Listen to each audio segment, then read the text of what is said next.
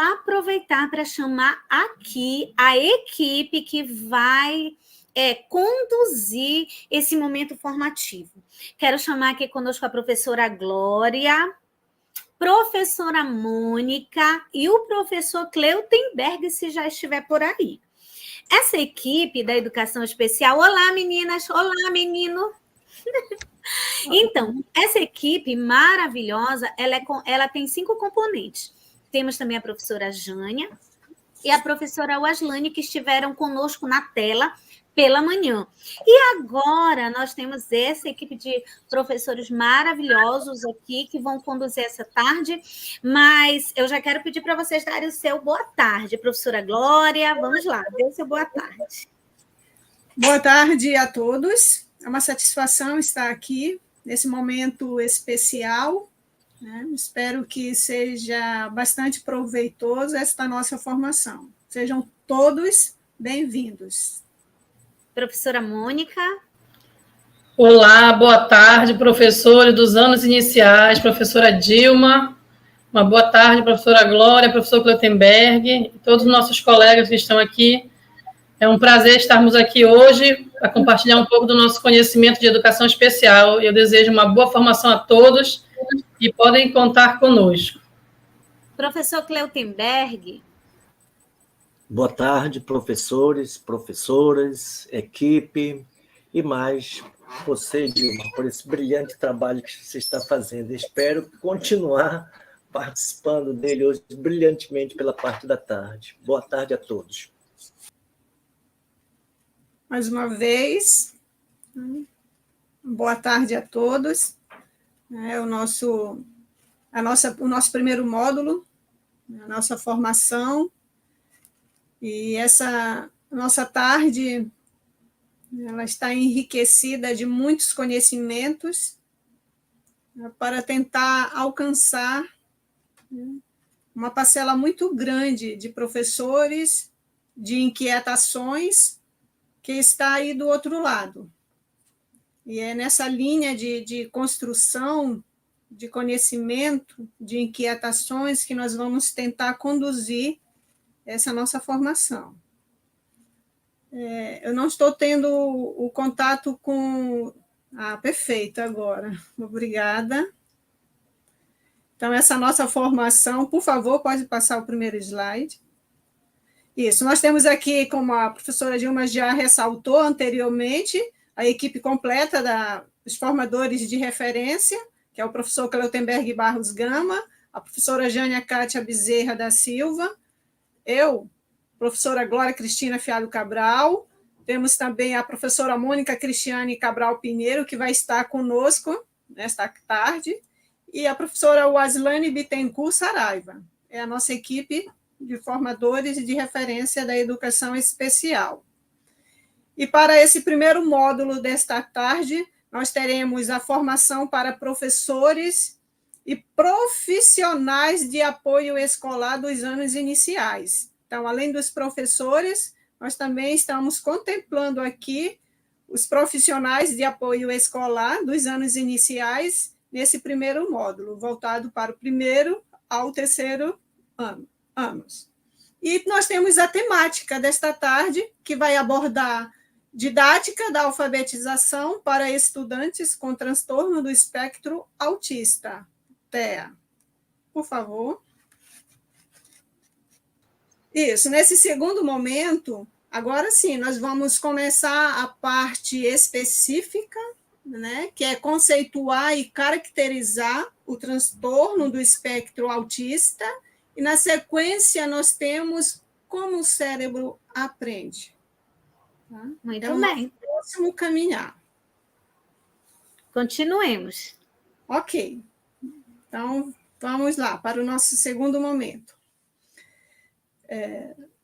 Nessa linha de pensamento, os transtornos do neurodesenvolvimento, dentro do manual de estatístico, né, dentro do manual e estatístico de transtornos mentais, o DSM-5, ele nos diz que esses transtornos do neurodesenvolvimento, eles são um grupo de condições que surgem no início do período do desenvolvimento, ou seja, lá na infância, né, precisamente na primeira infância, que se manifestam bem cedo, de forma precoce, e geralmente antes da criança ingressar na escola.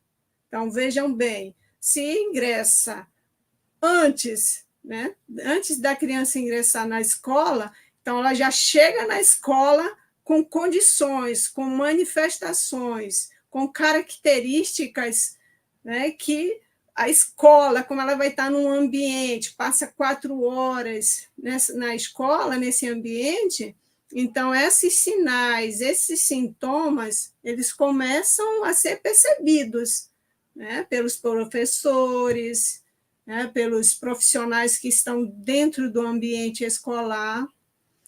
E, mediante a isso, de acordo com o DSM-5, nós temos vários transtornos, né? E, dentre eles, nós vamos destacar exatamente qual é o nosso objetivo de hoje, que é o transtorno do espectro autista, o TEA. Por favor. Aqui, eu convido, posteriormente, com muito carinho, com muita sensibilidade, né, toda a classe de professores, os profissionais de apoio escolar, que vejam com muito carinho, possam assistir a este vídeo. É um vídeo curto, é um vídeo que nos enriquece mais ainda e vai fazer o entendimento de maneira grandiosa e complementar daquilo que eu vou trazer nesse momento para vocês, tá bom? Então, é entendendo o autismo. Então, esse vídeo ele vem enriquecer de maneira grandiosa esse conteúdo. Por favor. Então, a partir desse conhecimento, né, a partir disso, o conceito de transtorno do espectro autista, o TEA, a partir do DSM-5, o autismo passa a ser chamado de transtorno do espectro autista, do autismo, classificado como um dos transtornos do neurodesenvolvimento, é caracterizado pelas dificuldades de comunicação, interação social e também nos comportamentos restritos e repetitivos. Ou seja, eu tenho uma tríade aqui. Quando eu olhar para essas características, eu vou ter dificuldades de comunicação, eu vou ter dificuldades na interação social e também nos comportamentos de ordem restritas e repetitivas. Então, são essa tríade que o espectro autista vai apresentar, né, dentro das suas características. Ok, pode passar. E aqui nós temos, de acordo com o DSM-5, essa caracterização dos critérios. O DSM-5 ele nos apresenta 5 critérios. O critério A, ele vem abordar os déficits persistentes em comunicação e interação social. É interessante apresentar que dentro do critério A, ele tem subgrupo, né, que nós vamos ter o A1, o A2 e o A3. Né? Dentro do A1, nós temos, eu vou falar um pouquinho, de maneira bem sucinta, o A1, nós temos o déficit na reciprocidade e emocional em relação à partilha reduzida de interesses e de continuidade nos diálogos. Ou seja, por exemplo, uma pessoa que tem o espectro autista, né, ele vai iniciar um diálogo, por exemplo, com uma criança, ele simplesmente ele não liga, ele ignora, ele dá as costas, ele simplesmente ele sai daquele ambiente, ele vai pegar um objeto e vai brincar sozinho. Esse seria um comportamento, né? Esse comportamento de reciprocidade emocional, de partilha reduzida e não dando continuidade ao diálogo.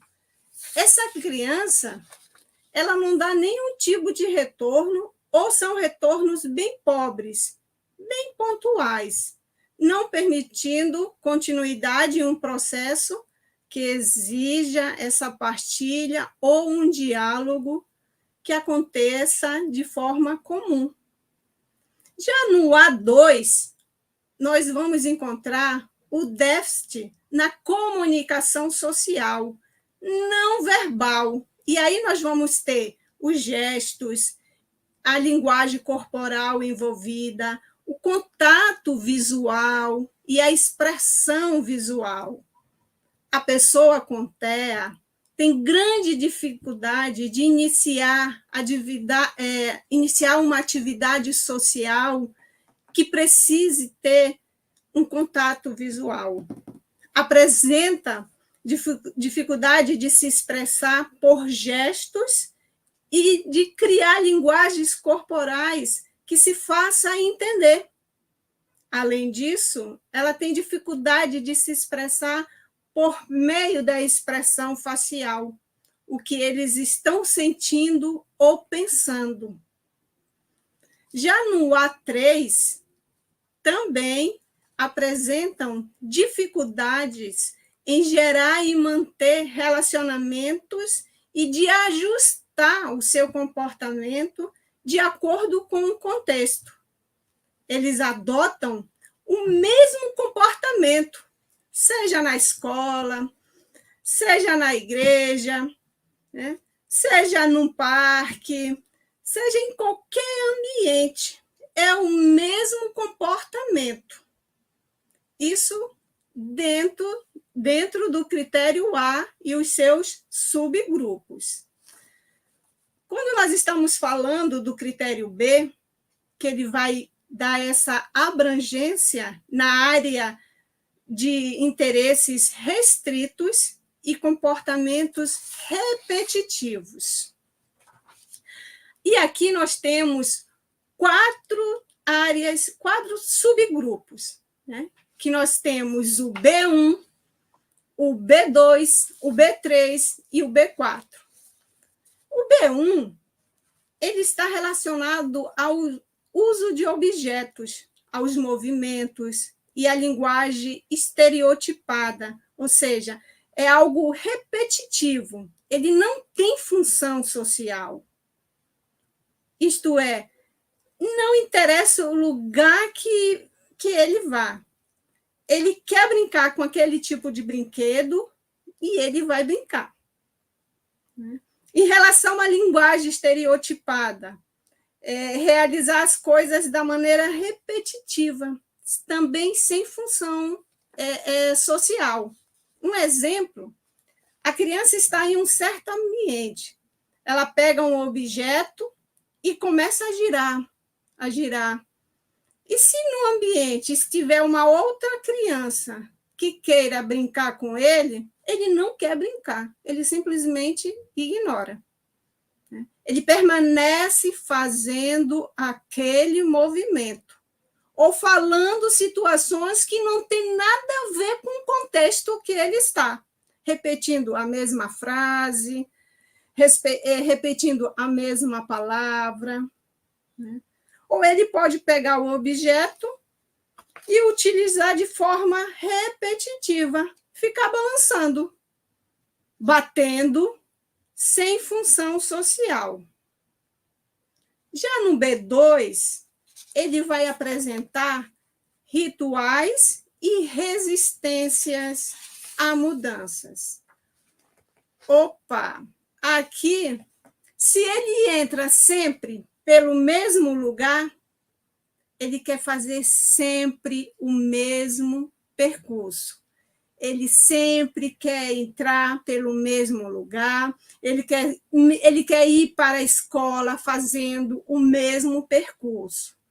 não pode mudar este percurso, porque se você mudar, você pode desencadear uma crise nesta criança. Na hora de comer, tem que ser no mesmo prato, tem que usar a mesma colher, né? Ele tem que ter...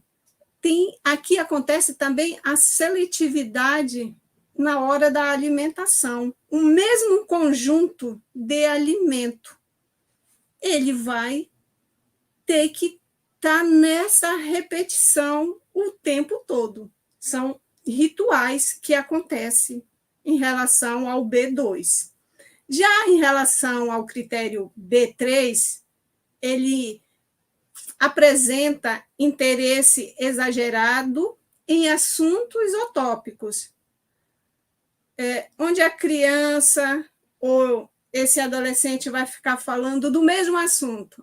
Ele adora dinossauro. Ele vai ficar falando o tempo todo sobre o dinossauro. Ele não se cansa.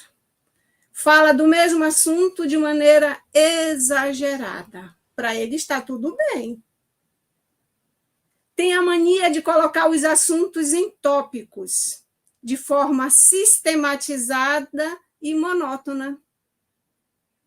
Este é o comportamento. Esse é o B3, de interesses exagerados em assuntos ou tópicos. Já o B4, ele apresenta IP, ou pobre reação, ou seja, reatividade a estímulos sensoriais que estão no ambiente, ou uma procura excessiva por estes estímulos. Nós temos aqui um exemplo clássico. Ele pode ter aversão a barulhos, né? Tem pessoas com TEA que têm uma hipersensibilidade auditiva muito grande. Se ele vai em um ambiente e tem várias pessoas conversando, ele começa a chorar. Ele pode desencadear isso. Começar a chorar, começar a gritar, ele põe as mãos, leva as mãos aos ouvidos e vai embora. Ele tem que sair daquele ambiente. Ou se vai em um lugar que está pintado de cor verde e ele tem aversão à cor verde, ele não entra naquele ambiente. Ou se vai brincar com uma criança e ela começa a abraçá-lo, ele não tolera abraço. Ele não quer que ninguém o toque. Por outro lado, tem a procura excessiva por estímulos. Tem pessoa com TEA que adora ver a luz piscando. São estímulos sensoriais, assim como objetos que ficam rodando. Ela deixa de brincar, ela deixa de estudar para ficar vendo o objeto rodando. Lembro-me que quando eu estava no ambiente escolar, um aluno, uma criança do 3º ano, ele estava aqui. Era exatamente aqui esse estímulo sensorial. Ele saía da sala de aula, ele ia para o banheiro, ele dava descarga e ficava olhando, ficar girando a água. Só era isso. Correspondendo a esse B4 aqui, essa reatividade a estímulos sensoriais. E nós temos também o critério C, que deve ter, dentro do critério C, nós devemos ter os critérios A e o critério A e o critério B, presentes em idade precoce, na infância e adolescente, e que devem acontecer em contextos sociais. Ou seja, por isso que ele acontece lá no início, quando eu falo do conceito, que ele acontece de forma precocemente, né? eu vou encontrar no conceito, no critério C, o critério A e o critério B. Eles vão estar aqui dentro do critério C. Já o critério D, ele vem evidenciar que essas crianças, além de apresentar sintomas do critério A e do critério B em idades precoces, deve levar a uma grande restrição em relação à sua funcionalidade. Essa funcionalidade é como a criança funciona no ambiente. É isso mesmo. Como é essa funcionalidade? Como é a sua funcionalidade no contexto escolar, no contexto social, no contexto afetivo? Ou seja, é toda a dinâmica de funcionalidade da criança.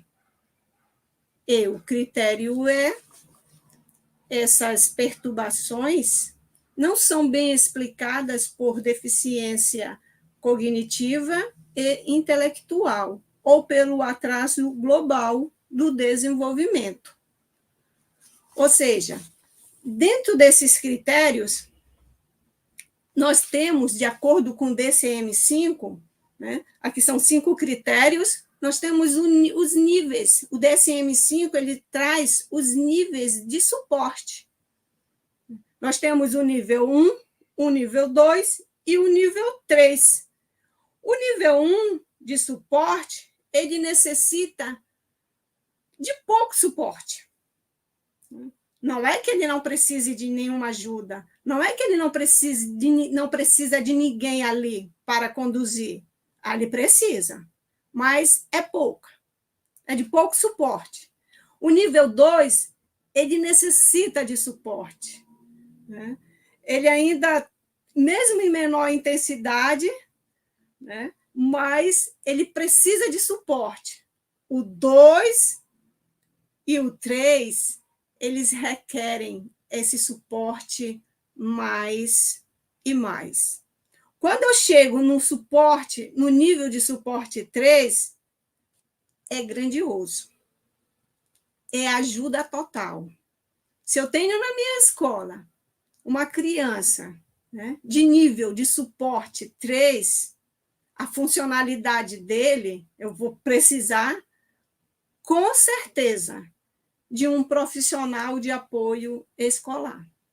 Isso daí é sem dúvida, gente, sem dúvida.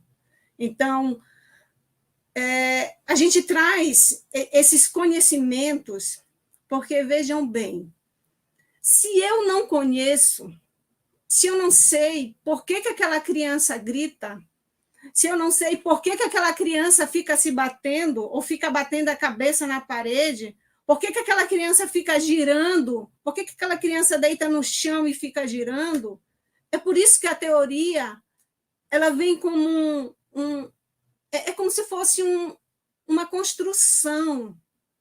Porque se eu tenho conhecimento dessa teoria, se eu chego no meu ambiente escolar e olho para aquela minha criança e eu tenho esse conhecimento que essa criança está se comportando dessa maneira, opa, eu já vi isso em algum lugar. Eu já sei que ele está dentro dessa situação. Tem dificuldade na interação social. O comportamento dele é desta forma. Então, eu começo a ter algo para iniciar sobre o TEA. Mas quando eu parto do princípio que eu desconheço completamente, que eu não quero nem conhecer essa criança, aí as barreiras, né, são essas barreiras atitudinais, as barreiras físicas, as barreiras linguísticas, as barreiras comunicacionais, elas vão ficar maiores. Então, dentro desse contexto, é que nós trouxemos esse primeiro momento da caracterização em relação ao TEA, que a gente precisa conhecer. É o primeiro passo, eu conhecer quem é, para eu poder iniciar algo na minha sala de aula. Por favor. E aqui nós temos nosso segundo, né, dentro do nosso segundo momento, nós temos aqui como esse cérebro aprende. Como é que acontece? Então, sabemos, diante de estudos, que o cérebro é a parte do nosso sistema nervoso central. Ele é constituído por bilhões de células nervosas, que são os neurônios. Essas células elas vão estar em conexão umas com as outras, elas são responsáveis por todas as nossas funções mentais, elas controlam os movimentos, controlam o sono, a fome, as nossas emoções, os nossos sentidos. Essa máquina poderosa, ela está o tempo todo em movimento. Existia um mito que apenas nós utilizávamos 10% do nosso cérebro. Não, é mero engano. Todas as ações, por menor que seja, que nós realizamos, a gente utiliza 100% do nosso cérebro. 100%. Sendo assim, nosso cérebro possui uma incrível capacidade de criar, de remodelar suas redes neurais de acordo com os estímulos que recebem. Por isso que é importante os estímulos. Ele tem uma grande vantagem de estar no ambiente escolar, de estar dentro de uma sala de aula, quando o professor está ali conduzindo as suas aulas, ativar esses estímulos, porque ele vai alcançar esse aluno, seja um estímulo visual, um estímulo auditivo, né, um sinestésico. Então, todos esses estímulos eles vão fazer com que essa rede de neurônios sejam ativadas. Então, essa capacidade é possível graças à plasticidade neural. É o que acontece, ao tempo todo nós estamos nesse processo. É vocês aí me assistindo, eu aqui levando esse conhecimento para vocês. Nós estamos o tempo todo trabalhando o nosso cérebro, 100%. Por favor. Portanto, essa plasticidade cerebral é a capacidade que o cérebro tem de se remodelar, né, ao longo da vida. Ele vem em função das novas experiências, ele vem dar respostas, né, em novas experiências, nos aprendizados e nas lesões. Porque quando uma pessoa sofre uma lesão no cérebro, a plasticidade vai chegar. A plasticidade também vai acontecer. Então, essa capacidade é fundamental para o processo de aprendizado e adaptação ao ambiente. Ela acontece principalmente nas sinapses, as conexões entre os neurônios. Além disso, ela vem permitir que o cérebro faça essa adaptação às novas situações e desafios. Por favor.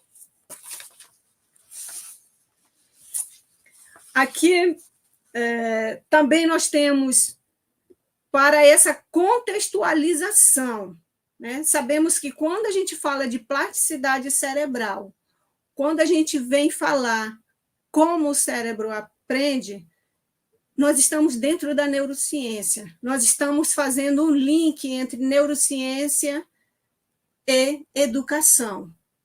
Não tem como a gente se desvencilhar desses dois contextos. É uma rede interligada. E a plasticidade cerebral, ela está dentro desse vídeo complementar, ela está aqui contextualizada, né, enriquecendo mais o conhecimento, e é por isso que nós estamos trazendo para complementar para você, professor, para você, professora, para enriquecer o seu conhecimento, para dar essa importância dentro do seu aprendizado. Nós precisamos estar nesse processo o tempo todo de aprendizado, dessa busca do conhecimento. Conhecimento, ele é o tempo todo, ele precisa estar atualizado. Então, aqui, deixo esse vídeo. São vídeos curtos, são vídeos que não são monótonos, ok? São vídeos curtos, que requer ali um pouquinho ali para você fazer para você poder ter o acesso e complementar esta fala, esse conhecimento que foi repassado nesse momento. Por favor. E, fechando esse segundo módulo, nós temos a aprendizagem. Essa aprendizagem, que é a capacidade de adquirir informações novas, né, de promover padrões de comportamentos ou habilidades. Essa aprendizagem que ela vai se tornar duradoura, essa aprendizagem que ela vai modificar comportamento. Se eu aprendo, se a aprendizagem acontece, então ocorre uma mudança de comportamento. Aí nós vamos consolidar a nossa aprendizagem, mudança de comportamento. Mas nós precisamos também da memória. E essa memória, ela vem reter, ela vai ter uma retenção dessas informações, ela vai recuperar, ela vai reativar essas informações aprendidas, quando é preciso usá-las para memorizar as novas informações e, a partir daí, recuperá-las quando precisamos. Então, é por isso que nós precisamos de repetição, repetição. Aprendizagem é repetição. Não tem como. Nós precisamos repetir. É no processo de ensino, na sala de aula, é repetição. É aí que vem essa aprendizagem. Ela vai acontecer.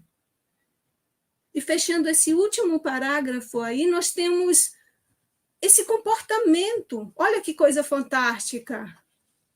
Ao nosso momento de descanso, o cérebro está lá trabalhando.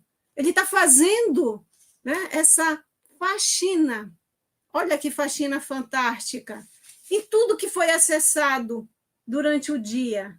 As informações, elas foram vistas mais de uma vez, ou seja, aquele processo de repetição aconteceu a repetição, ele vai ficar. E ele vai ser consolidado na memória de longo prazo. Ele vai ficar lá arquivado, para quando eu precisar, eu já vi isso aqui, está aqui. Aciona a memória de longo prazo e eu vou buscar no meu HD. Né? E essa memória é de longo prazo. É isso que acontece. Nosso cérebro está lá fazendo esse trabalho por nós. Está fazendo. Por isso que a repetição ela é necessária no processo de aprendizagem. Por favor.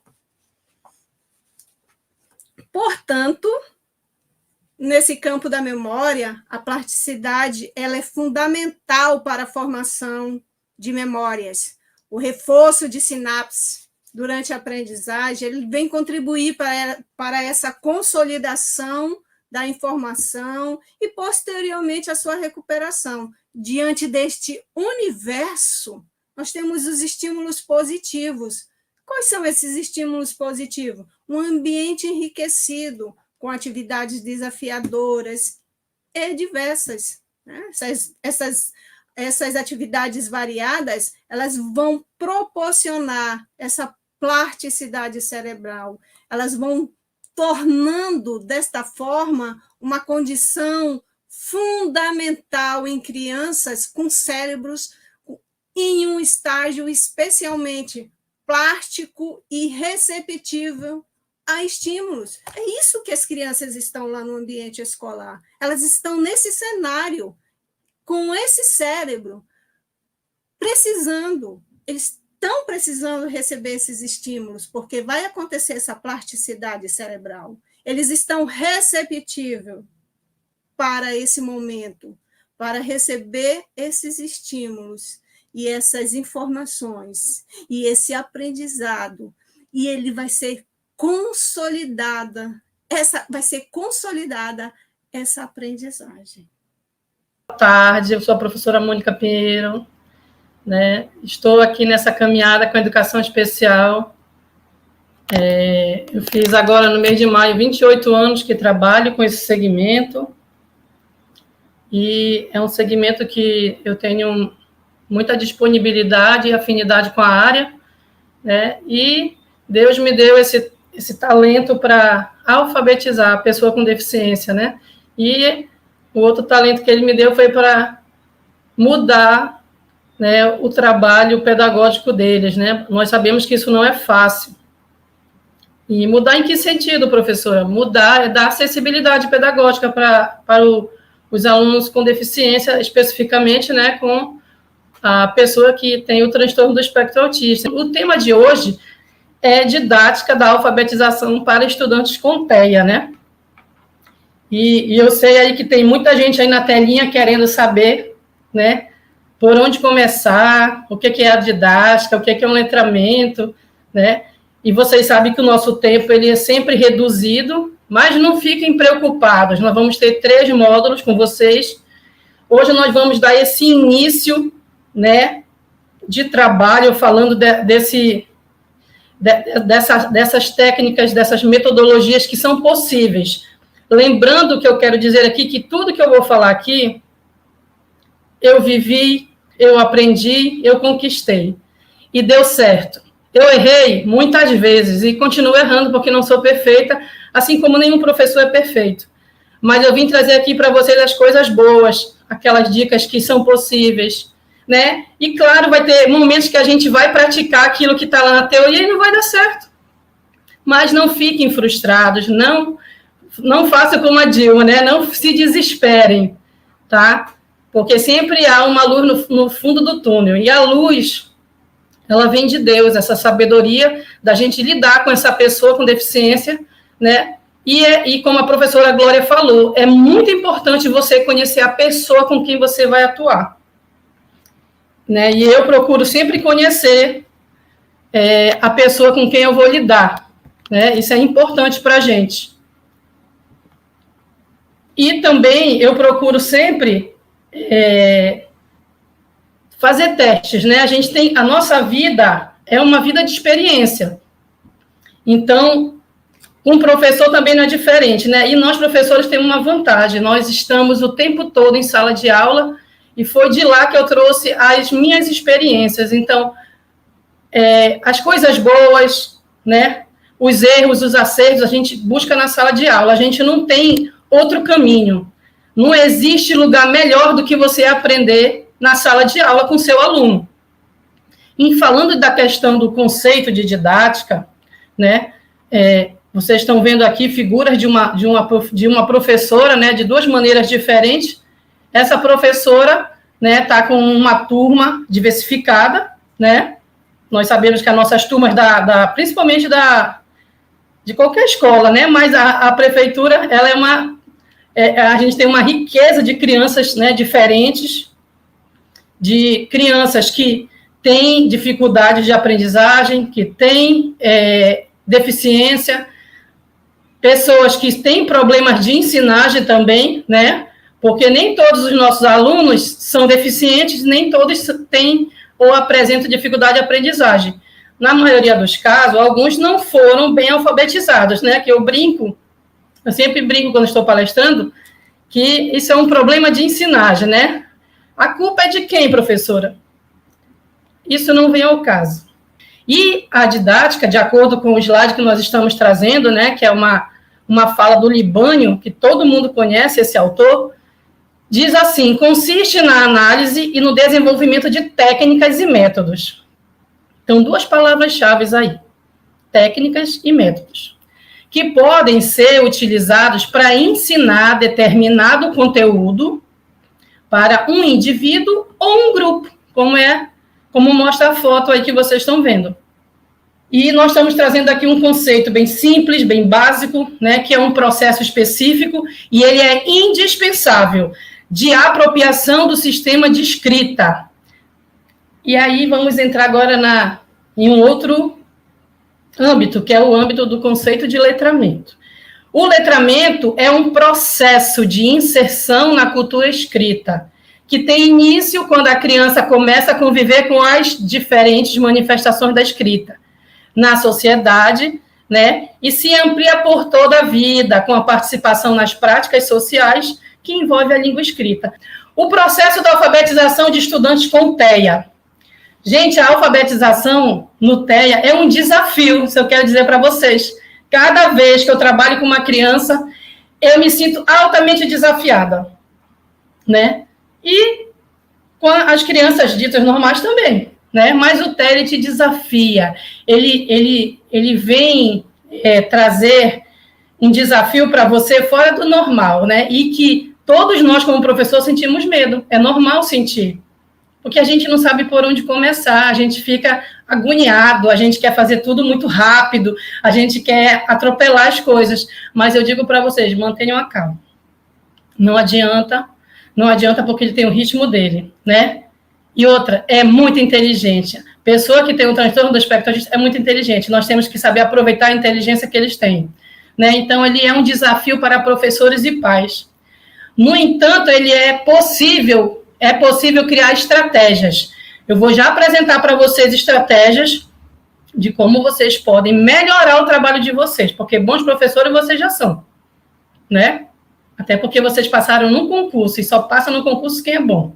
Então, e também precisamos propor atividades que considerem as características do espectro. A professora Glória trouxe para vocês um conhecimento riquíssimo dessas características do conceito. Não sei se vocês estão enxergando aqui, ó.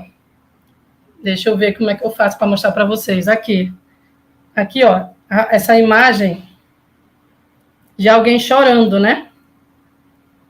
E aqui também eu tenho outra imagem de alguém o quê? Espera aí, que eu estou tentando buscar aqui um jeito de mostrar para vocês. Aqui, ó. Assustado, né? Alguém chateado, estou muito chateado. E alguém feliz. Então, essas emoções, né, em se tratando de pessoa com transtorno do espectro autista, a gente vai sempre estar mostrando no nosso rosto, na nossa forma de falar, nosso jeito de agir, a gente vai estar se comunicando, porque a comunicação não começa pela boca, pela fala, começa no corpo, sinestésico, né? E é importante ressaltar que não existe uma metodologia específica, viu?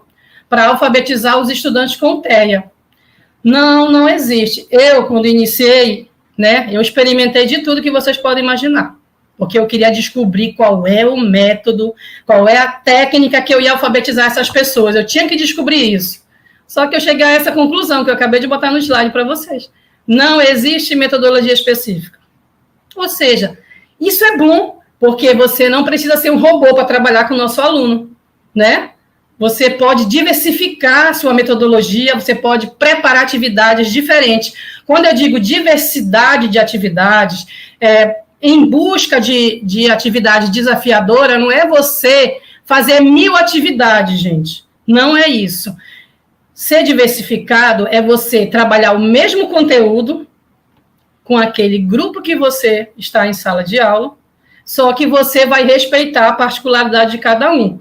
Enquanto que 10 podem aprender através do visual, 5 pode ser sinestésico, você vai precisar fazer ele praticar aquilo que você está ensinando. Outros vão aprender mais o quê? Só te ouvindo. Você vai dizer, fulano não vai copiar? Não, professora, estou lhe ouvindo. Porque ele é o quê? Porque os estilos de aprendizagem, eles envolvem os nossos sentidos, através da visão, né? da audição, do tato, né, da sinestesia, né, e a gente tem que respeitar isso, conhecer o seu aluno, né, lembra da conquista? Pois é igual conquistar um namorado, preciso conhecer as suas especificidades, eu só vou conhecer, né, se eu permitir fazer afetividade, fazer relacionamento. Fazer relacionamento é olhar olho no olho, é se aproximar, né? É respeitar o outro, né? É se colocar na condição de estar junto dele, né? Aprendendo com ele e respeitando as suas limitações.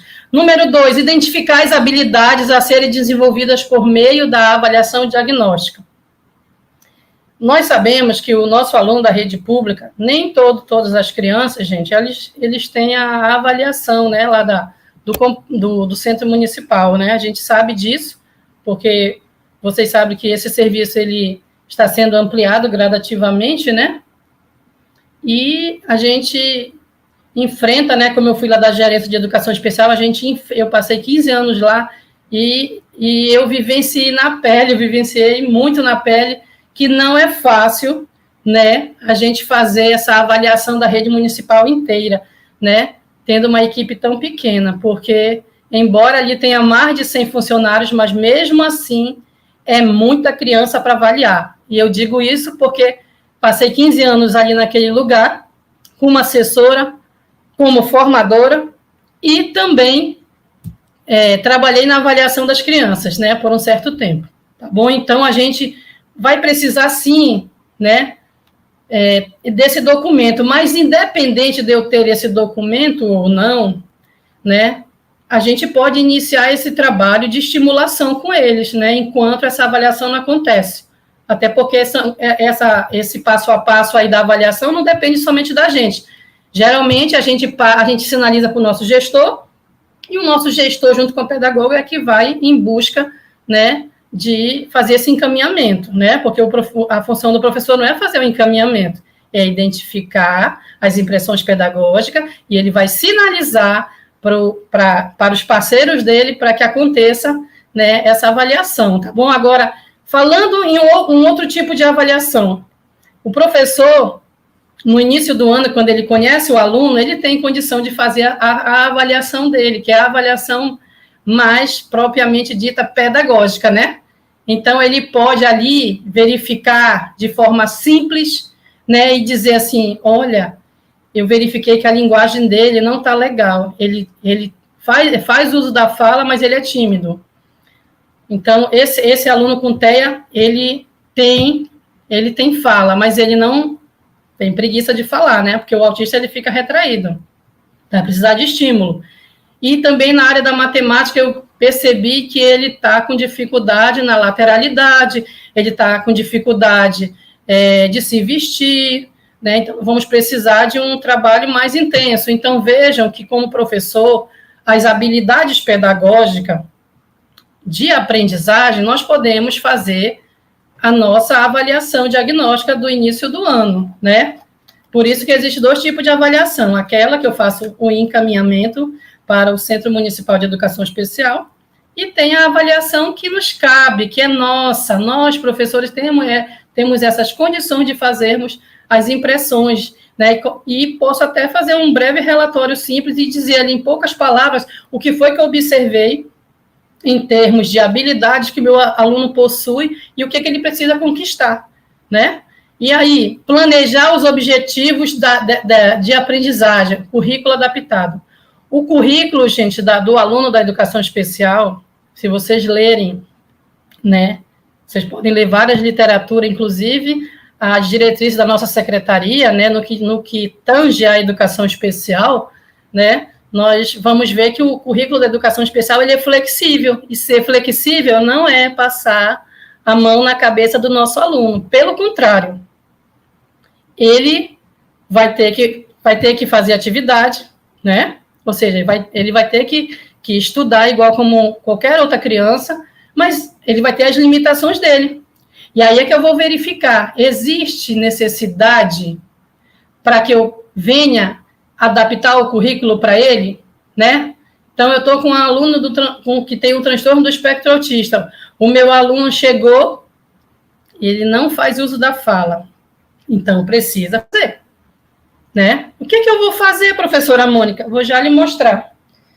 Existe dentro do currículo adaptado um exemplo, né, para vocês entenderem, uma tecnologia chamada que é uma estratégia, né? Só para exemplificar essa parte aqui. É uma atividade usando pranchas de comunicação. O que são as pranchas de comunicação? São umas placas que podem ser confeccionadas, né? Quando a gente tem recursos, a gente imprime e plastifica, né? Que a gente chama de material estruturado.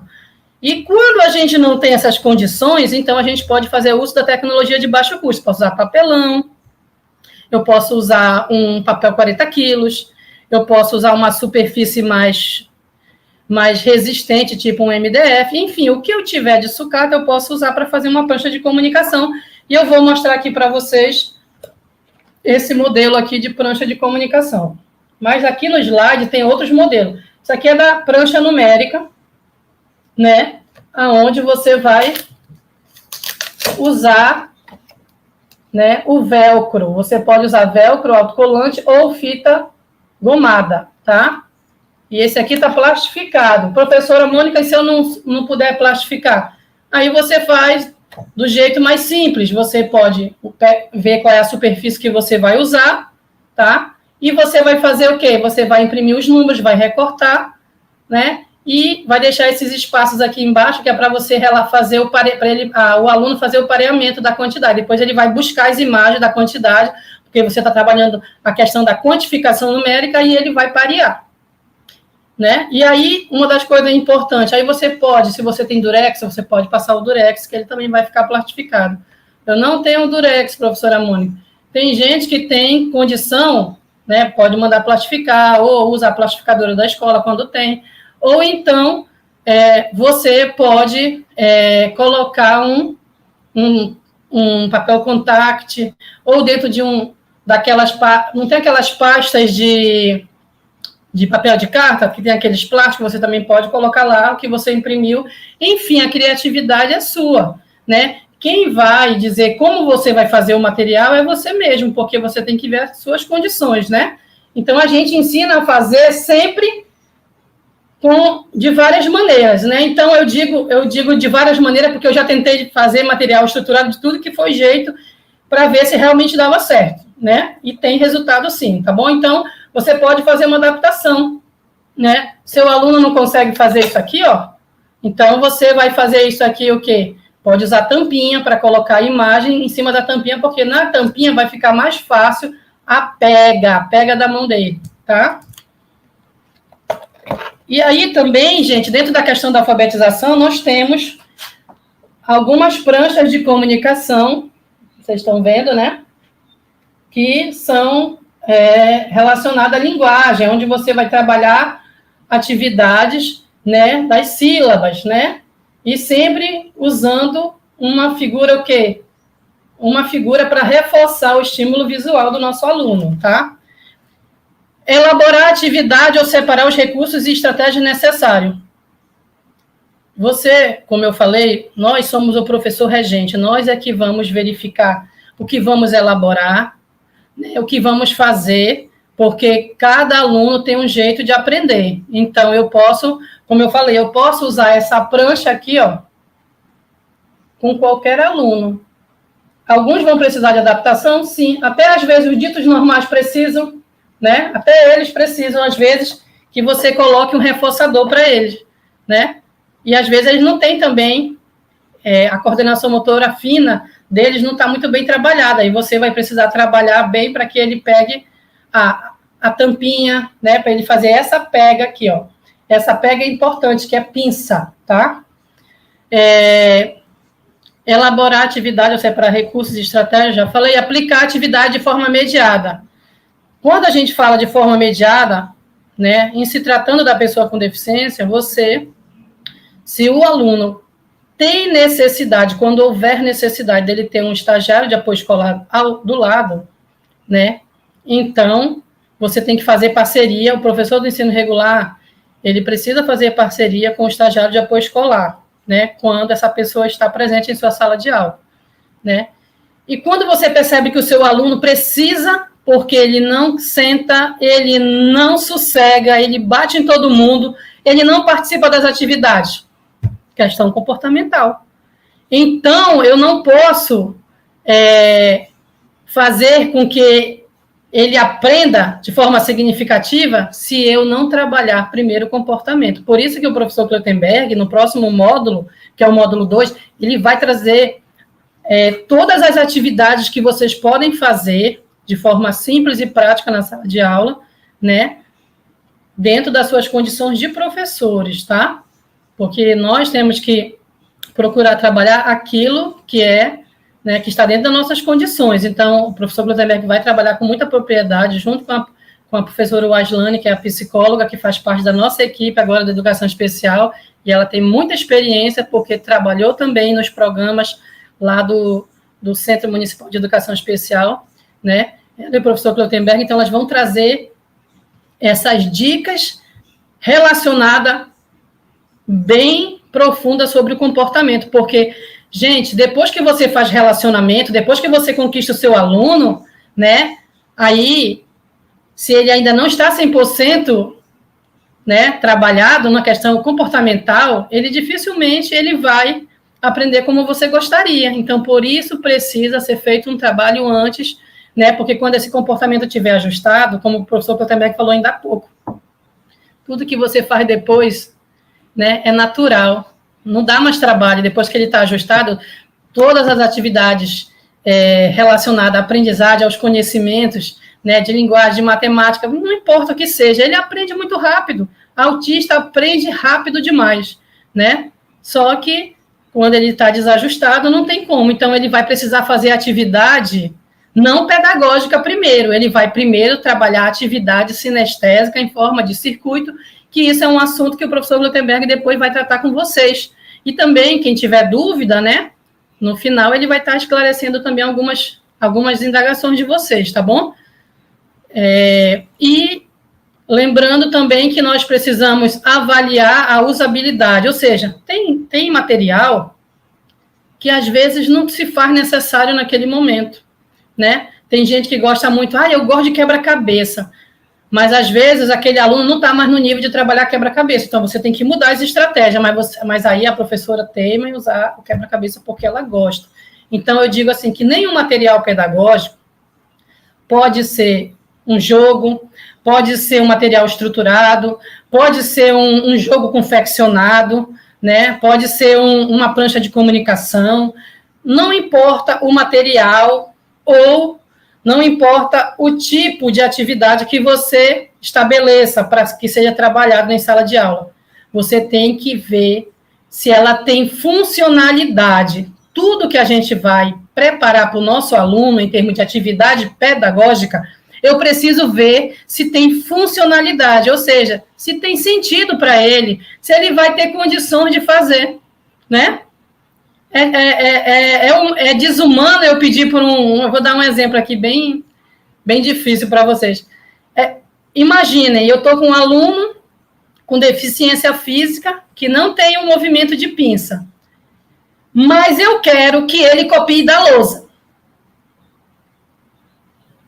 Aí não tem condição, né? Eu lembro, em um dos meus assessoramentos, das escolas que eu visitei, que na sala de aula que eu entrei para orientar a professora, como ela estava um pouco, né, sem condições mesmo, assim, de fazer o trabalho sozinha, né, a gente via que ela estava precisando de ajuda, então eu falei assim para ela, professora, o nosso aluno ele tem deficiência física, e aí eu quero lhe orientar como é que a senhora vai fazer para ele, a gente precisa fazer um engrossador de lápis para ele, para que ele consiga fazer a pinça. Aí ela me respondeu, não, Mônica, na minha disciplina, naquele dia ela estava trabalhando, acho que era matemática, na minha disciplina, eu quero que todos os alunos copiem 10 questões da lousa. Essa é a minha avaliação de hoje. Aí eu falei, professora, não tem condição. O nosso aluno da educação especial não está em condições de copiar da lousa, porque ele é deficiente físico, né? Então, gente, isso é uma questão de bom senso. É você fazer uma avaliação, você tem que se autoavaliar. Será que aquele aluno vai conseguir pegar no lápis se ele não tem essas condições? Né? Então, tudo isso a gente tem que rever. Né? Então, você que está atuante direto com o aluno, você que vai... Não, agora não é a hora de eu cobrar dele que ele copie. Né? Primeiro eu vou estimular a coordenação motora fina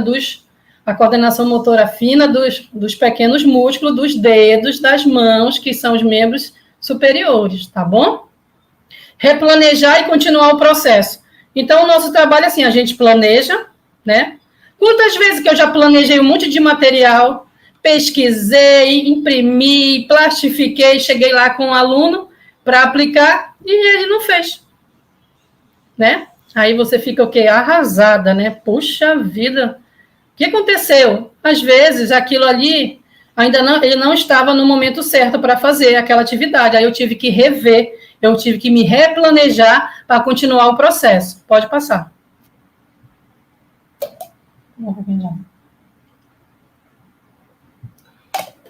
E aí, gente, dentro dessas estratégias, né, que a gente já sabe por onde começa. Não começa pela folha. Começa, né, em conhecer o meu aluno.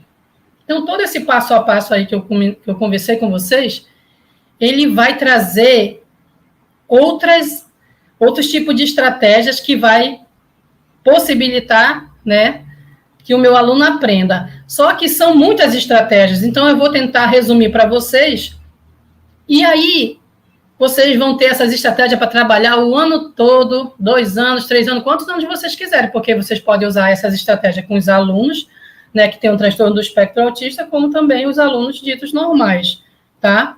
E aí, nós temos aí o apoio visual, certo? Então, lembra que eu falei, né, o apoio visual, ele vai funcionar como? Olha só, eu estou mostrando uma imagem para vocês, né, de 3 patinhos, eu estou mostrando a imagem para vocês o quê? 4 ovos, né, que estão se quebrando, e uma pata, né? Aí tem aquela musiquinha que todo mundo sabe, né? 4 patinhos foram passear além das montanhas para brincar. A mamãe gritou, quá, quá, quá, quá, mas só 3 patinhos voltaram de lá. Essa música do patinho e essas imagens que eu trouxe para vocês, ela vai trabalhar uma sequência lógica que vai vir com apoio visual, né? E que você pode também fazer uso aqui também nas estratégias, fala a intervenção mediada por música. Então, as estratégias, elas vão ter o quê? Interseção, matematicamente falando, né? Eu estou trabalhando um apoio visual, estou trabalhando intervenção mediada por música, né? E vou trabalhar uma sequência lógica, que dentro dessas estratégias, a gente está trabalhando análise de tarefa. Por quê? Porque eu vou trabalhar as imagens, vai ter uma sequência, eu vou desmembrar.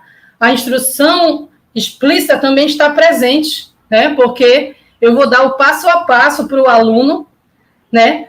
Ah, Mônica, eu não gosto de trabalhar com essas musiquinhas. Você pode usar a história que você quiser.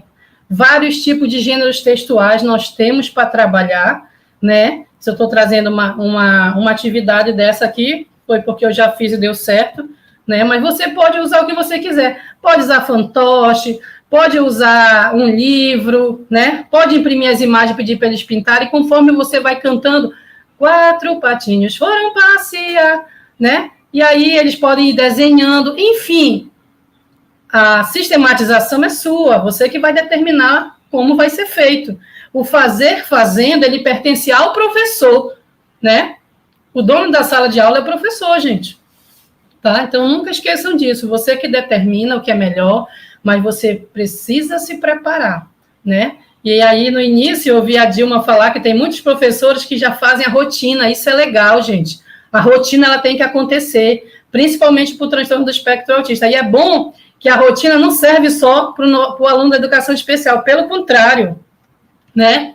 Ela serve para todos, inclusive para a gente, tá? Então, você precisa dar suportes visuais para o nosso aluno e até chegar no nível que ele vai fazer o quê? Diga! Meu amor, você falou no meu nome, eu apareci. Eu estou tomando aqui um cafezinho, né? Você é chique. Não, é só Mônica, para você aproximar um pouco mais as imagens, para a gente poder ver melhor, tá bom? Só isso. Tá bom. Aqui, ó.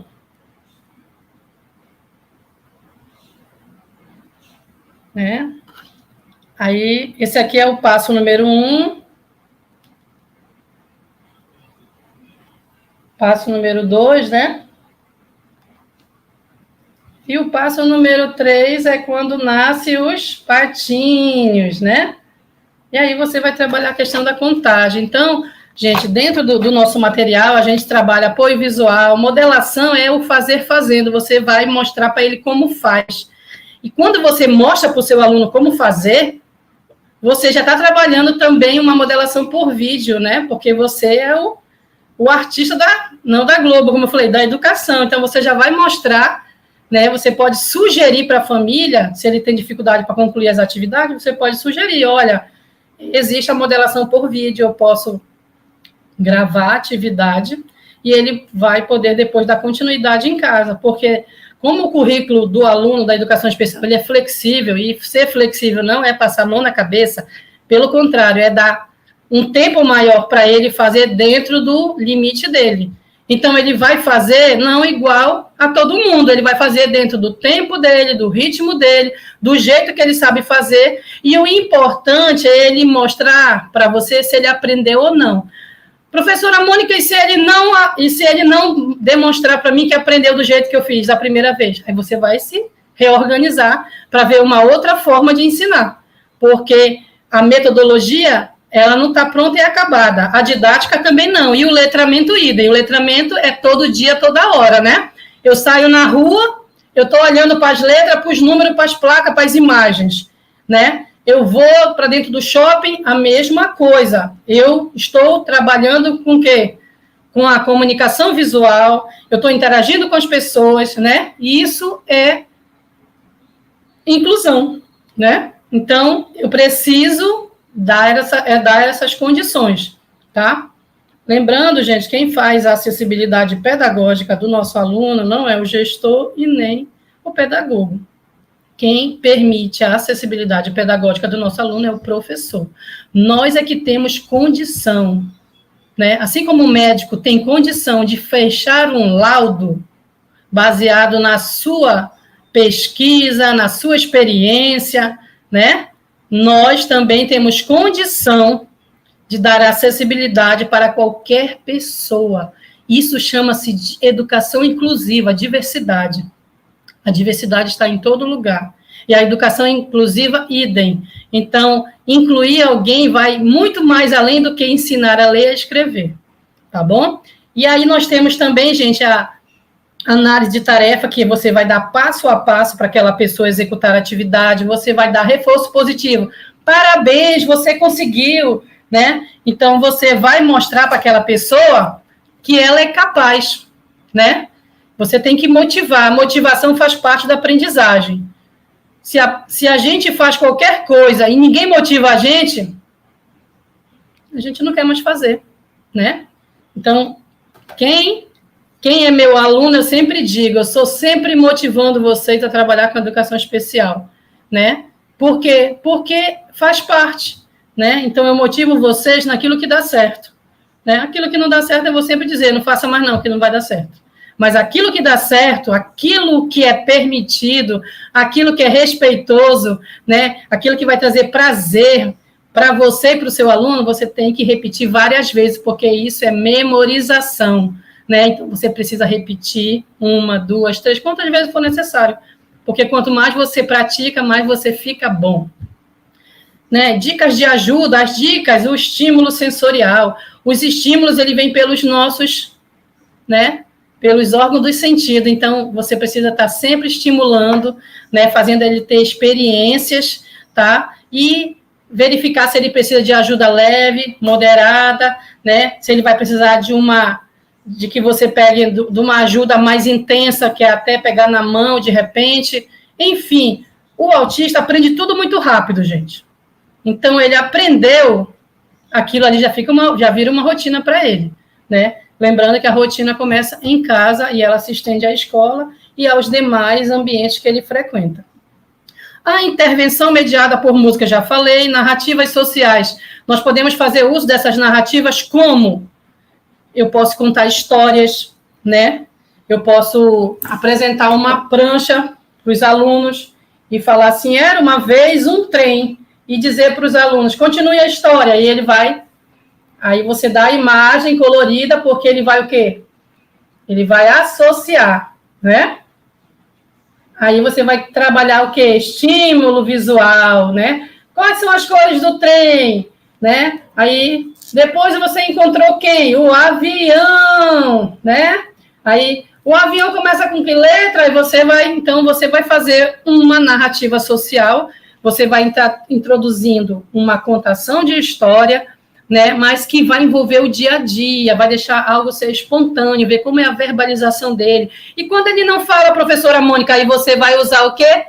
As imagens, que a gente chama dentro do Serviço da Educação Especial de imagens pictóricas, que são imagens que vão estimular essa comunicação, né? E eu queria falar aqui rapidamente para vocês que quando a gente alfabetiza uma pessoa que não faz o uso da fala, você precisa usar como recurso computador, né?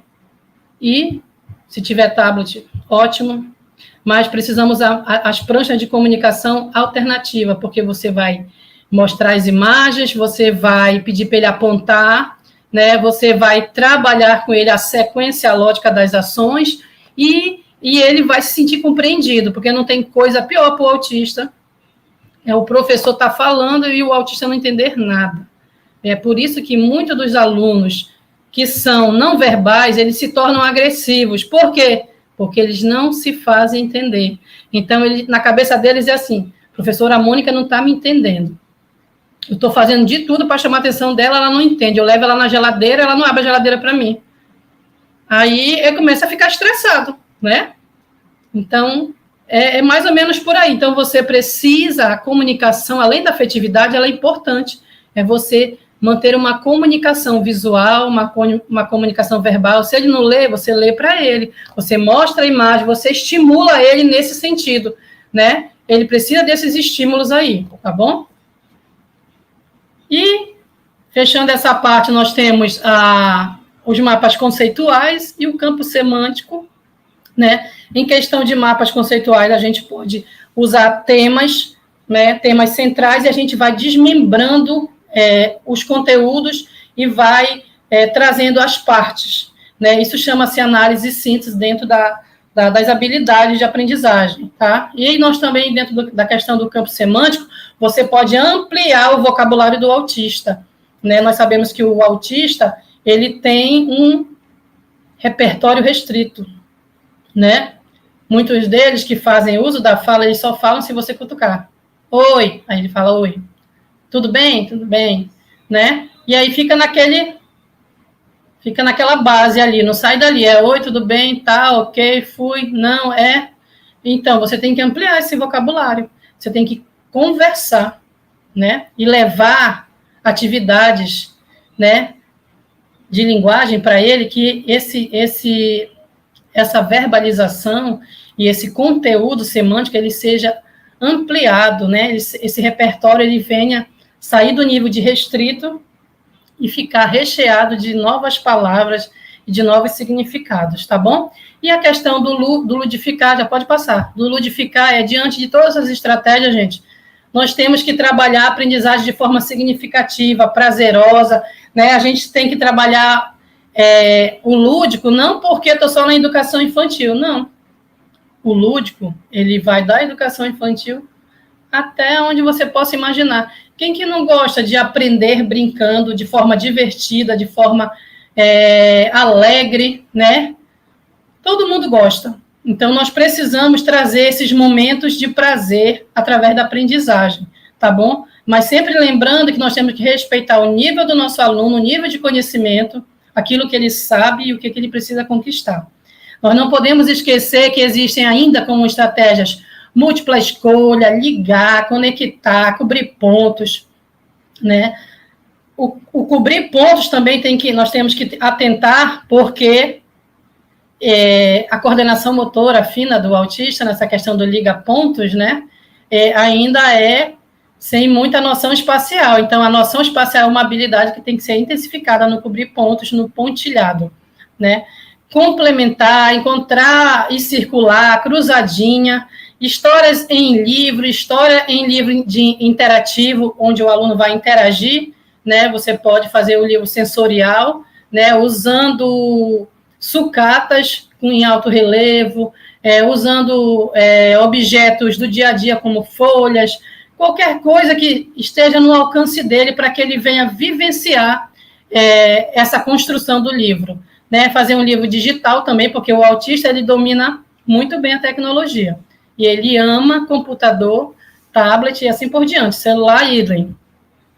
Histórias com fantoche, história com teatro de sombras, né? Então, essas são as dicas, gente, são muitas dicas que nós podemos estar fazendo um bom trabalho de alfabetização.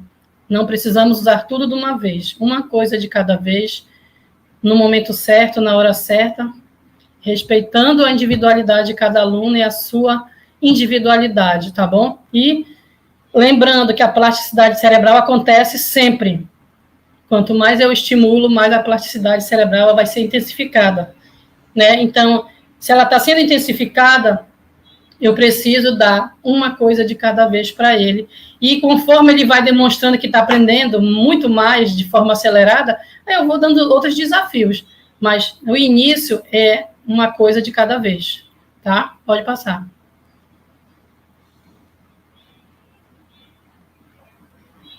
As propriedades de escrita alfabética, né? Nós queremos destacar ainda, né, que para trabalhar as letras, números, dentro do CEA, né, do Sistema de Escrita Alfabética, a gente precisa respeitar alguns momentos, né, nessa questão de linguagem do nosso aluno. E pode passar.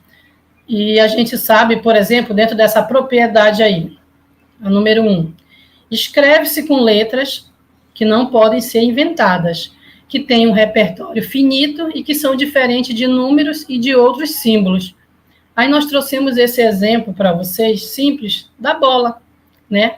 A escrita da palavra bola não pode ser inventada, né? Ou escrita com números e outros símbolos. Então, assim, quando a gente está ensinando o autista a aprender a ler, você não precisa perder tempo. Quando eu digo perder tempo, não é a situação de você que não vale a pena, certo? Mas é assim, ensine mostrando o objeto para ele e trabalhe a palavra toda, bola, né? Porque assim, tem criança que precisa que você mostre a letra B, né? Você vai trabalhar primeiro a letra, depois da letra você vai juntar com a vogal, que a consoante e a vogal vai gerar um som chamado sílaba, e depois das sílabas vai formar as palavras, né? Então, vejam que a análise e síntese, ela está presente nessa atividade, né? E aí vocês estão percebendo que o concreto, a bola, ela tem que existir, né? O autista precisa também experimentar, ele tem que ter contato com o objeto para ter significado para ele, bola, né? Aí você fala bola, mostra a palavra, o todo, né? E depois você pode trabalhar lá, já na atividade do canto, você vai ver que tem as partes. E aí você pode pedir para ele, né? Olha, vai lá naquela atividade, você dá para ele e circula para mim ou pinta, né? A letra B, por exemplo. E aí ele vai lá, né? Porque você já mostrou o material concreto, você já trabalhou a palavra toda, e depois você mostrou as sílabas para ele. Então, funciona muito desse jeito. Eu alfabetizei muitas crianças autistas assim. Objeto concreto, a palavra toda, e você mostra depois as partes. Então, do todo para as partes, e depois você faz das partes para o todo. Porque eles pegam a palavra rápido, gente. Entendeu? Então, depois que eles estão ajustados, já conhece como ele aprende, e ele é visual, altamente visual, sinestésico, então ele precisa ter contato com a bola, ele precisa ver a palavra toda, e a repetição, né, você está mostrando sempre, falando sempre, aí ele vai ter o que? A memória de longo prazo e de curto prazo, e isso vai ficar o que? Armazenado, né, dentro do cognitivo dele, né? Aí a plasticidade cerebral vai acontecer, né, porque ele vai... E no caso dos autistas que tem a ecolalia, que repete a última letra, você vai falar bola, ele vai lá, né? Porque os autistas ecolálicos, que repetem a última sílaba, né? Ele vai sempre querer falar a última sílaba. Então, por isso, você precisa mostrar a palavra toda, tá? Porque senão ele vai memorizar só a última sílaba, tá bom? Então, esse exemplo aí, ele tá bem claro para vocês, né? Que a gente pode intensificar esse trabalho melhor.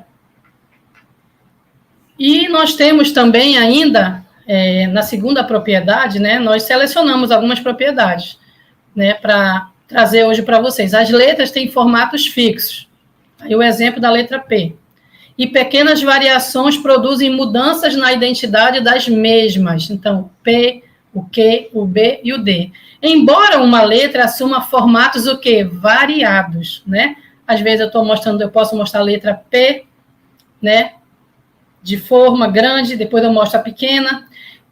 Tudo nós temos que apresentar para eles. Eles têm direito a aprender de tudo. E o autista pega rapidinho. Então, a letra P será sempre P. E se mudar o sentido e a direção de sua grafia, não será mais a letra P, certo? Então, eu preciso mostrar, né, dentro dessa questão, né, por onde começa a letra P. Né? Eu tenho que mostrar que tem um começo, um meio e um fim para fazer a letra P. Isso chama-se noção espacial, uma outra habilidade, né, que nós temos que associar a essa propriedade. Aí nós temos 2 exemplos de atividade aí, impressa, né, que vocês podem imprimir uma atividade dessa ou montar através das pranchas. Olha só, nós temos a letra P, maiúscula, mas na parte superior nós temos a grande e a pequena, né, maiúscula e minúscula. Né, e a gente não pode esquecer de trabalhar esses conceitos matemáticos. Eu estou trabalhando o conceito de maiúscula e minúscula, mas na cabeça do autista ele tem que saber que é letra grande e letra pequena. É conceitos matemáticos. Então, tá interligado a matemática com a língua portuguesa, tá? E aí, o P do pato, né? E aí, se você quiser colocar uma música, é com você. Lá vem o pato aqui, patacolá. Lá vem o pato para ver o que há, né? E aí, você pode apresentar para ele, né? Aí é com você, a sua criatividade que vai falar mais alto nesse momento como professora, tá?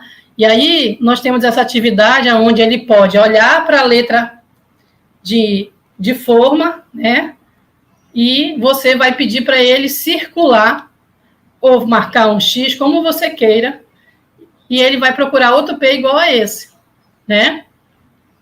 Na outra atividade do canto, nós temos aí a letra P, que você pode fazer associação com as vogais, né? Porque ele precisa entender que nós temos a letra, mas aquela letra, além de ela ter um som, ela vai formar um outro som chamado sílaba, quando ele vai estar próximo das vogais, né?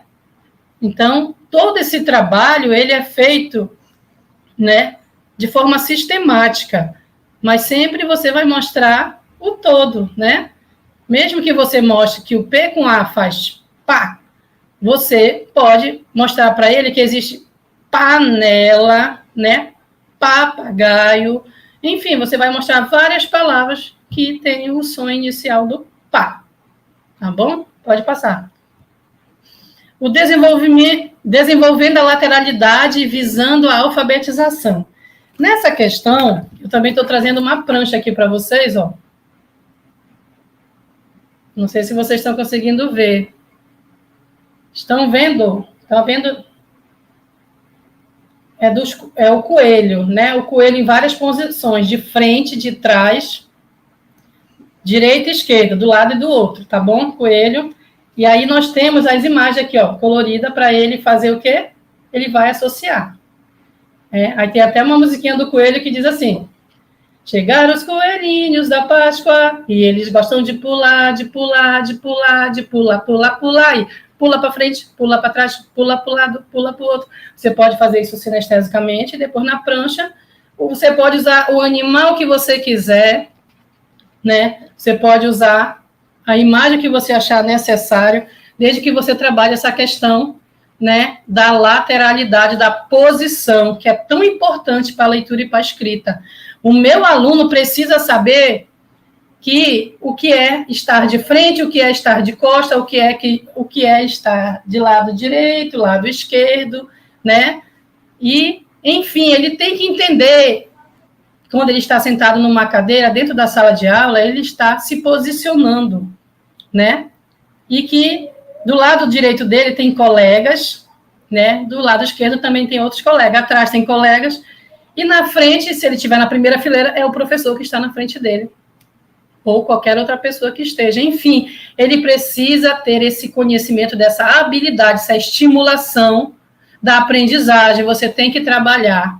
Antes de você dar um material desse aqui para ele parear, posição, lateralidade, eu vou trabalhar sinestesicamente usando uma música, um jogo, usando uma atividade de circuito. Eu vou decidir como eu vou fazer isso. Então, você estimula sinestesicamente o indivíduo e depois você apresenta numa prancha, numa folha, num livro, na lousa, onde você quiser, porque aí ele vai responder melhor, porque o corpo dele já foi trabalhado, né? E tudo que a gente faz através da prática, da ação, né? O nosso corpo responde melhor. Pode passar. E aí nós temos aí o exemplo, né? Desenvolver relações espaciais, tendo como referência o corpo e o objeto. Tá vendo? Então, esse é o exemplo que eu dei para vocês. Então, você vai trabalhar conceitos em cima, embaixo, direita, esquerda, dentro, atrás, frente. E com os números não é diferente, né? Quem vem antes? Quem vem antes do 5? Quem vem depois do 7? Então, isso aí também está relacionado à sequência numérica, né? Então, o objeto que eu trabalho, ele vai influenciar também na questão da aprendizagem, da matemática, da linguagem, de história, geografia, tá bom? Pode passar. Temos aí essas setas para vocês entenderem, né? A importância da orientação espacial, ela vai consistir nas direções, né? Então, quando eu tenho direcionamento, quando eu entendo de distância, localização, isso aqui é uma habilidade que perdura por muito tempo na vida do indivíduo. Vou dar um exemplo bem prático. Direção, dirigir. Tem pessoas que a gente entra no carro pela misericórdia de Deus, né, gente? Porque a pessoa não tem noção nem de direita nem de esquerda. Ela dirige, ela vai para frente, mas quando diz dobra a direita, vai para a esquerda. Então, porque essa habilidade aqui, ela tem que ser intensificada sempre, desde a estimulação precoce até o nível superior e mais um pouco. Então, essa atividade aqui, ela tem que estar presente sempre. Tudo que a gente faz, o local onde a gente está inserido, né? Eu, por exemplo, eu estou de frente para vocês, mas quem está atrás de mim? A porta, né? Então, tem gente que está sentado, às vezes a gente pergunta, quem está na tua frente? Ele não sabe dizer. Quem está atrás não sabe também, porque não tem noção espacial, né? Não tem conhecimento prático do ambiente em que se encontra. A gente pede, às vezes, para pegar um ônibus, ele não sabe para que lado que o ônibus vai. Então, tudo isso, gente, é ação pedagógica, conceitos matemáticos, isso vai interferir, sim. Como é que o meu aluno vai copiar da lousa da esquerda para a direita se ele não tem noção e nem orientação espacial? Ele não vai. Você vai dar o caderno para ele e ele não vai copiar, ele vai ficar te olhando, porque ele não sabe por onde começar. Então, a orientação espacial e temporal também, ela faz parte desse processo. Ler e escrever implica em saber, em eu saber me posicionar, né, e saber a questão da lateralidade no meu corpo, tá bom? Pode passar. Né, aí, ó, exemplo ainda da questão espacial e da lateralidade. Olha aí, ó, né, o B, ele é escrito de uma forma, lateral, e o D de outra forma. Mas parece que são iguais, mas não são. O N e o U, mesma coisa. O 9 e o 6, por isso que quando o nosso aluno está em processo de letramento, construindo esse conhecimento ainda, né, ele faz confusão, ele troca, ele faz escrita, né, em forma de simetria, às vezes ele escreve espelhado, é normal isso acontecer, mas aí a gente vai intensificando, a gente vai mostrando as diferenças, né, nós vamos mostrando que existe diferença e que existe um lado para onde você vai colocar o B e o outro lado para onde você vai colocar a posição do 9 e do 6. Isso vai noção espacial, né? Ele precisa vivenciar isso, né? Pegando, sentindo, caminhando por cima, né? Das atividades motoras, né? De preferência, as atividades motoras grossas, depois as finas, tá bom? Pode passar. E temos aí um exercício bacana para vocês fazerem, né? Como exemplo, faça um círculo na letra correspondente. Aí ele vai identificar o B e vai procurar, né? Nessas 3 opções aí de cores, qual é a que parece, né? Qual é o B parecido com aquele que está em destaque. Aí você vai trabalhar essa questão aí, né? Do que está destacado, né? Aí você pode trazer uma placa, você pode trazer uma palavra, né? Aí você que vai determinar como vai ser desenvolvida essa atividade, né? Isso aí é particular de cada um, essa é uma ideia que nós estamos trazendo também para intensificar esse exercício. Já vamos terminar. Aí mais exercícios sobre essa parte da lateralidade, né? Que nós vamos deixar esse material para vocês verem como é riquíssimo, né? Essas atividades, né? Saber por onde começa, olha só. Além da lateralidade, noção espacial, né, nós também temos algo chamado de coordenação visomotora, né? É por isso que a coordenação visomotora ela está associada também a essas habilidades anteriores, porque você vai perceber aonde começa e aonde termina um número, o começo, meio, fim, ou seja, né, é um passo a passo, né? Então, sempre existe um ponto de partida e um ponto de chegada para escrever letras e números e fazer até figuras geométricas e assim sucessivamente. Já. E temos esse outro exemplo aí da propriedade, né, do gato, né? É possível ser lido, há sentido dentro do sistema de escrita alfabética, a ordem no interior das palavras não podem ser mudadas. Porque para escrever gato, gente, como a gente colocou aí, ó, a palavra e a imagem, que é para intensificar esse estímulo visual, né? Então, não pode ser mudada, porque existe uma ordem para escrever, né? Então, uma sequência numérica, né? Então, aqui no caso aqui é uma sequência o quê? De letras, né? Então, para formar a palavra gato, primeiro é a letra G, depois a letra A letra T, a letra O, né? E vai formar a palavra gato. Então, quando a gente junta essas partes, que vai formar o todo, eu vou ter o todo, a palavra gato, e vou ter a imagem dessa palavra gato, né? E a imagem vai só intensificar, né? A consolidar o que eu estou trabalhando de forma mais, digamos assim, eu estou mostrando para ele o todo, mas mostro que existe um desmembramento daquele todo e que depois eles vão poder visualizar isso de forma prática, que é ver o gato, tá bom? E aí, do lado, nós temos também a atividade para fazer o pareamento, o liga-pontos, né? Fazer a família do GAN, né? A gente trabalha aí, né? Essa família é uma família um pouco complexa para trabalhar com nossos alunos, mas a gente tem um momento que a gente precisa apresentar para eles, tá? Mas queremos falar também da propriedade número 4, né? Onde nós temos aí a letra em destaque, a letra E, nós temos o elefante, o elegante e a beleza, né? Mas em todas essas palavras, nós estamos destacando o que? A letra E. Uma letra pode se repetir no interior de uma palavra, em diferentes palavras, ela está se destacando, né? Ao mesmo tempo em que distintas palavras compartilham as mesmas letras, né? Então, vejam que essa letra, ela se faz presente em outras palavras. É permitido isso para que ele perceba essa construção fonológica, né? Ele perceba que existe essa construção, né? Que essa letra está se repetindo, né? Que ela está presente na palavra elefante, elegante e beleza, né? E a gente sempre destaca as letras numa cor única, de preferência, que não seja colorida, que não tenha bichinhos. Por quê? Porque isso facilita, né? Você usar uma letra mais simples, né?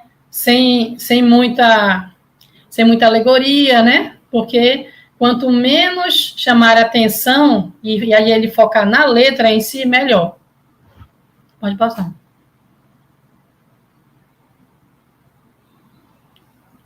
E a propriedade 6, gente, as letras notam ou substituem a pauta sonora das palavras que pronunciamos e nunca levam em conta as características físicas ou funcionais referentes que substituem. O exemplo é o realismo nominal. Olha aí, nós temos a imagem da formiga e a palavra formiga. E quando uma pessoa vai representar, ela acha que, como a formiga é pequena, a palavra também vai ser pequena, né? E já o leão, na cabeça deles, né? O leão é grande, né? Então, eles escrevem o leão de forma grande. Vocês estão vendo aí a representação, né, gráfica, como eles fazem, né? Que são as hipóteses, quando eles estão construindo, né, essa questão aí, né, de aprender a escrever. Eles têm, né, essa percepção, mas conforme eles vão mudando de nível, né, eles vão tendo outras hipóteses e vão refletindo em cima dos erros e vão construindo de forma mais precisa, né, a palavra correta, tá bom? Pode parar. Aí, nós temos ainda, né, essa questão aí do realismo nominal, é a fase em que a criança associa o tamanho de uma palavra ao tamanho do que ela representa, né? Aí, já falei para vocês, a formiga, o leão e o bode, a borboleta. E as sílabas podem, gente, variar quanto às combinações entre consoantes e vogais, mas a estrutura predominante no português é a sílaba, né? Então, é consoante e vogal. E todas as sílabas do português contêm ao menos uma vogal, né? E aí a gente fez um X, né? Já sugerindo que esse tipo de alfabeto não seja trabalhado, né? Porque é muito chamativo, então vai tirar o foco da nossa aprendizagem mesmo, daquilo que a gente quer que o exemplo correto é esse alfabeto aí destacado em negrito, né? Porque ele facilita e fica muito mais prático. E lembrando que o autista tem muito mais facilidade para escrever letras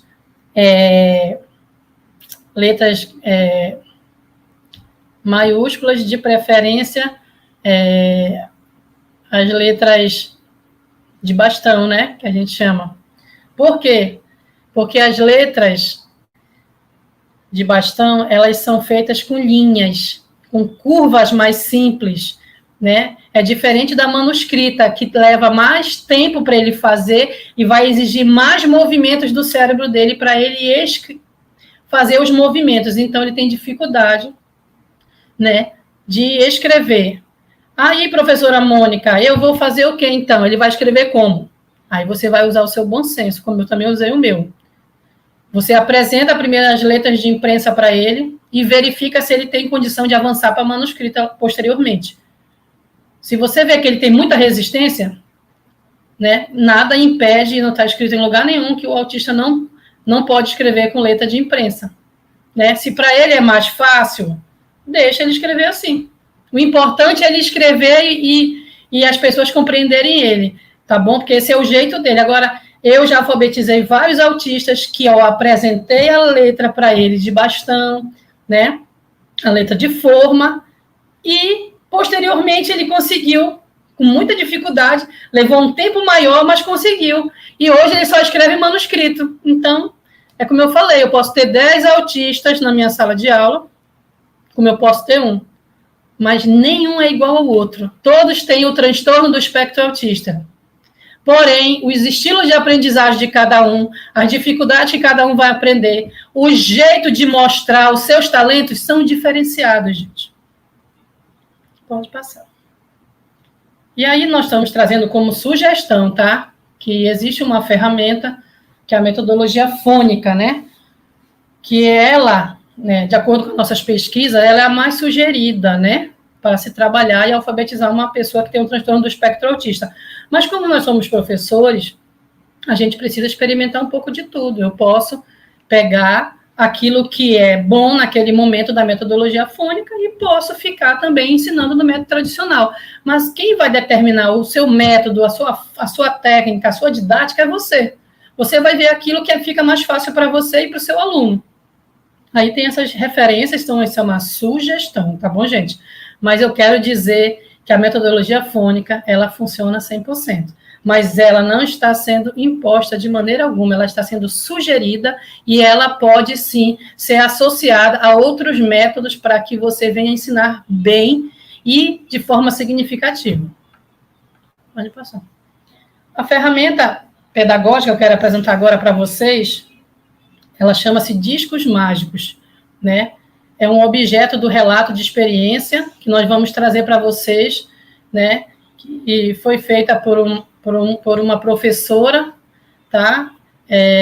Ela foi apresentada, né, na formação de educação especial, na gerência de formação continuada, lá onde nós trabalhamos, DDPM, por meio do 5º encontro formativo dos anos iniciais, em 14/7/2022, no YouTube.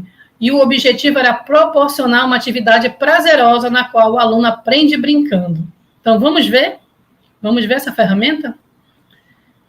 Relato de experiência da professora Eliette Pessoa dos Santos, da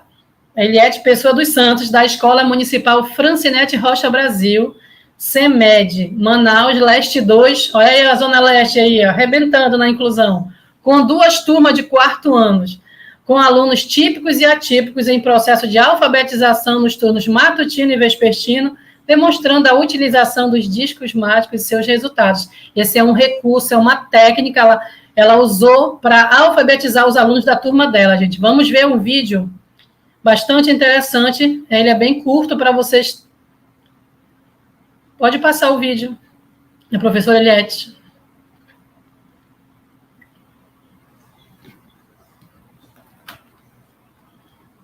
A gente não está ouvindo.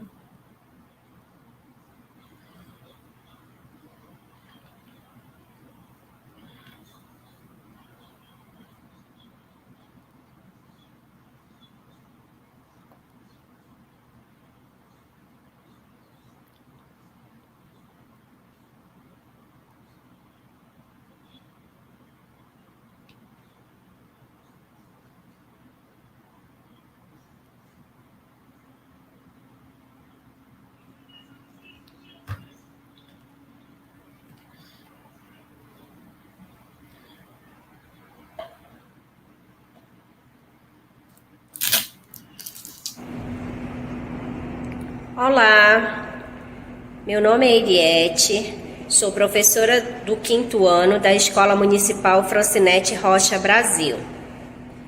E aqui eu vim falar sobre um relato de experiência, com material chamado Discos Mágicos. Assistindo uma formação no mês de julho, no ano de 2022, descobri esse material, o qual eu trouxe para a minha sala, para ajudar os alunos no processo de alfabetização. Trabalho esse que foi realizado com toda a turma, com quem já sabia ler, e o foco principal era os alunos que não sabiam ler, E os discos mágicos despertou nos alunos o interesse em aprender a ler, fazer as junções das letras, formar sílabas e fazer a leitura da palavra através da figura. Eu tive 2 alunos especiais, um autista e o outro com dificuldades múltiplas, físicas, intelectuais também, e que se desenvolveu também no processo de alfabetização. Ele fazia a leitura das figuras, fazia junções das letras, formava sílabas e conseguia ler. É um material lúdico, é um material de apoio e que não ensina só os alunos ditos normais, Ele ensina também os alunos de forma lúdica esse processo da alfabetização.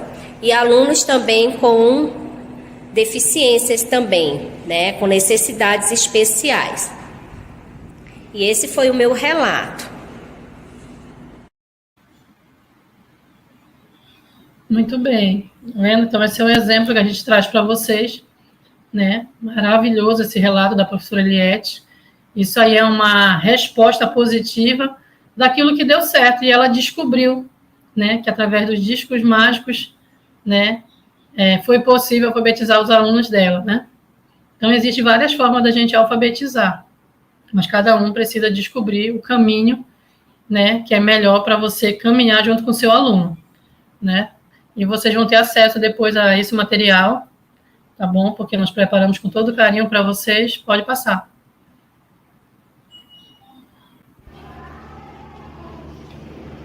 Bom dia, estamos aqui com os alunos. Bom dia, alunos! Bom dia! E hoje nós vamos estudar um assunto dos discos mágicos. Quem gosta dos discos mágicos? E hoje nós vamos aprender a sílaba para completar a figura. Vamos lá? Marjorie, você pode começar? Você procure para mim a figura aí. Esta figura amarela. Cadê a sílaba desta figura? Procure aí no disco pra gente. Como é o nome da figura, Marjorie? Hã? Mala, né? Cadê a sílaba para completar a palavra? Coloque na mesma direção. Adriel, agora procure para mim esta figura azul. Qual é a sílaba que está faltando, Adriel, nesta figura azul? Como é o nome? Repita para mim, Adriel. Mola, né? Então procure aí, coloque na mesma direção, Adriel. Cadê a sílaba? Cadê a figura? Muito bem. Vocês gostaram do Discos Mágicos? Sim! A gente aprende brincando. Palmas para vocês.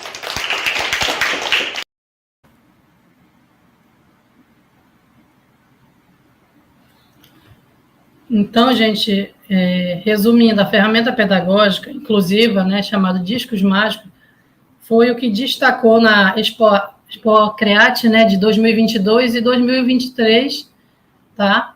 E eu acredito que em breve esse trabalho ele vai dar continuidade, né?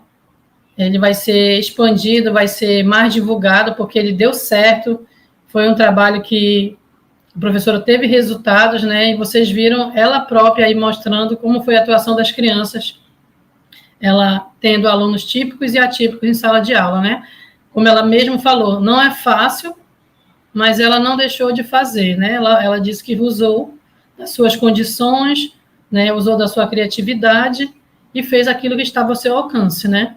E isso aí a gente fica feliz dessa iniciativa dela, e com certeza ela deve ter buscado parceria com o gestor dela, né? Com o pedagogo e outras pessoas, né? Como a DDPM, e especificamente a Gerência de Formação Continuada, porque todos vocês que desejam fazer a inclusão e precisarem do nosso apoio, nós estamos à disposição para orientar, né, para ensinar e até para fazer material junto com vocês, se vocês precisarem, tá bom? Mas vocês estão vendo que nós somos 5 pessoas.